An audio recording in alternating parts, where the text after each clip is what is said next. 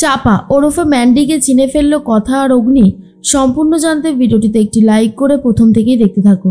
গল্পের শুরুতেই দেখা যায় ম্যান্ডি তো ইচ্ছে করে কাজ করার ছলনায় কথা আর অগ্নির সমস্ত প্ল্যান শুনবে বলেই রয়ে গেছে।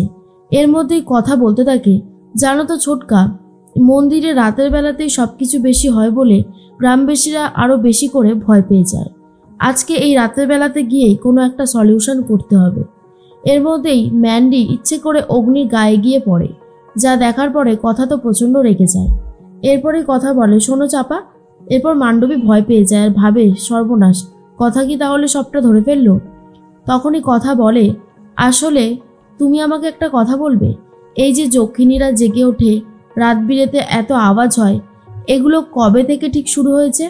তখনই চাপা বলে, এসব আমি বলতে পারবো না, আর যক্ষিণীদের নিয়ে তো আমি আর কোনো কথা বলতেও চাই না, আমার খুবই ভয় লাগে, আর আমি এখন আসছি বলেই বেরিয়ে যায়। ছোটকা তখন বলে, আসলে কি বলো তো কথা, চাপা তো গ্রামের সাধারণ এক মেয়ে, তাই ওর মুখ থেকে এই সমস্ত কথা বার করাটা অতটাও বেশি সহজ হবে না, মানে ওরা খুব ভয় পেয়ে রয়েছে।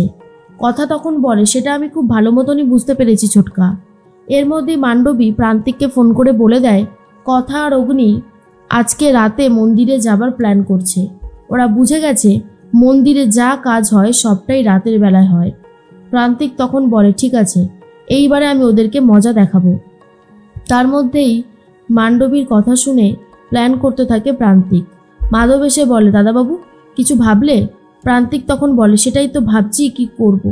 এর মধ্যেই প্রান্তিকের সাথে কথা হয় সেই সাহেবের, আর বলে, জিনিসগুলো কবে আসবে? আপনার ওপরে তো আর বিশ্বাস আর ভরসা রাখতে পারছি না। তখনই প্রান্তিক বলে, আসবে আসবে, আপনি আমাকে একটু সময় দিন, আমি আজকের মধ্যেই পাঠানোর ব্যবস্থা করছি। তখনই সাহেব বলে, আপনি যদি না পাঠাতে পারেন তাহলে কিন্তু আমি আপনাকে ছাড়বো না। প্রান্তিক বলে, সরি স্যার, আপনি একটু সময় দিন আমাকে। মাধব তখন বলে, কি হয়েছে, সাহেব বুঝি আর শুনতে চাইছে না? প্রান্তিক তখন বলে, সেটাই তো স্বাভাবিক, কিন্তু শোনো, এখন যা করবার আমাদেরকেই করতে হবে। আজকে মন্দিরে যাতে ওই কথা আর অগ্নিরা ঢুকতে না পারে তার ব্যবস্থা আমি করব, তোমরা আমার সাথে থাকবে, কেমন? তখনই মাধব বলে, আচ্ছা ঠিক আছে। এদিকে সবাই মিলে তো চলে এসেছিল। মন্দিরের সামনেই এক সাধু বাবাকে দেখে সবাই দাঁড়িয়ে যায়। আর তখনই কথা বলে, ইনি কে, এখানে আবার কি করছে? গ্রামের মানুষরা বলে, সাধু বাবা বলছে আজকে ভরা কোটাল, আজ আমাবস্যা, আজ যক্ষিণীরা জেগে উঠবে। কথা বলে, আজ যক্ষিণীরা জেগে উঠবে, তাহলে তো আজ অনেক কিছুই জানা যাবে। তার মধ্যেই জুনি ভাবে, এই সাধু বাবাকে আমার বড্ড চেনা চেনা লাগে, মনে হয় কোথায় যেন দেখেছি, কিন্তু বুঝে উঠতে পারছি না। সাধু বাবা সমস্ত যজ্ঞের ছাইগুলো চারিদিকে গোল করে ছড়িয়ে দেয় আর বলে, মন্দিরের আশেপাশে আর কেউ যেন না আসে, তাহলে কিন্তু ঘোর বিপদ হবে। হ্যাঁ, কথাটা আমি বলে দিলাম। এর মধ্যেই জুনিকে সাবধান করে দেয় প্রান্তিক আর বলে, তুমি তো ভেতরে যাবেই না, তাহলে অনেক বড় বিপদের মুখে পড়বে তুমি। জুনিও ভয় পেয়ে যায়। অঙ্কিত তখন বলে, কি ব্যাপার বলুন তো জুনি, সব সময় সাধু বাবা আপনাকেই যেন কি সমস্ত বলছে। জুনি তখন বলে, সেটাই তো আমিও বুঝতে পারছি না এমন কেন হচ্ছে।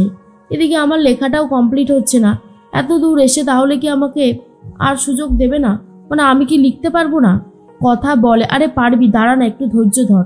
এর মধ্যেই প্রান্তিক মান্ডবীকে বলে, শোনো, তুমি ওদের সামনে যাবে, ওদের সামনে গিয়ে তুমি ওদের ওপর নজর রাখবে, আর আমি পেছন দিকটা দিয়ে সমস্ত মালগুলো বার করব, কেমন? তখনই মান্ডবী বলে, ঠিক আছে, যেমনটা বলছো তেমনটাই হবে। এর মধ্যেই সবাই কথা বলছে।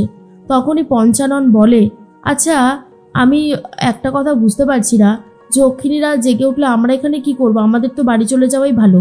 অনেক গ্রামবাসী বলে, আচ্ছা তুমি কে, তোমাকে তো এই গ্রামে আগে কখনো দেখিনি, তুমি তো এই গ্রামের বাসিন্দাই নও। চাপা মানে ওরফে ম্যান্ডি মনে মনে ভাবে, সর্বনাশ, এখনই এই কথাটা বলতে হলো, কথা আর অগ্নি আমার ওপর সন্দেহ না করে। তখনই এভি বলে, আচ্ছা তার মানে চাপা এই গ্রামের মেয়েই নয়, তাহলে ও কোথাকার মেয়ে? কথারও এই ব্যাপারটা বেশ সন্দেহ হয়। আর তখনই ম্যান্ডি মনে মনে ভাবে, সর্বনাশ, এই গোবর দেবী যদি আমাকে একবার চিনে ফেলে তাহলে তো একেবারে শেষ হয়ে যাব। প্রান্তিক আজকে আমাকে এত বড় একটা দায়িত্ব দিল, আর আমি কোনোভাবেই সেই দায়িত্ব পালন করতে পারবো বলে মনে হচ্ছে না, খুবই টেনশন হচ্ছে। তার মধ্যেই প্রান্তিক সমস্ত মালগুলো পেটির মধ্যে ভরছে, সেগুলো চালান করে দেবে বলে। আর কথা ভাবছে মন্দিরে কি হচ্ছে আমাকে জানতেই হবে।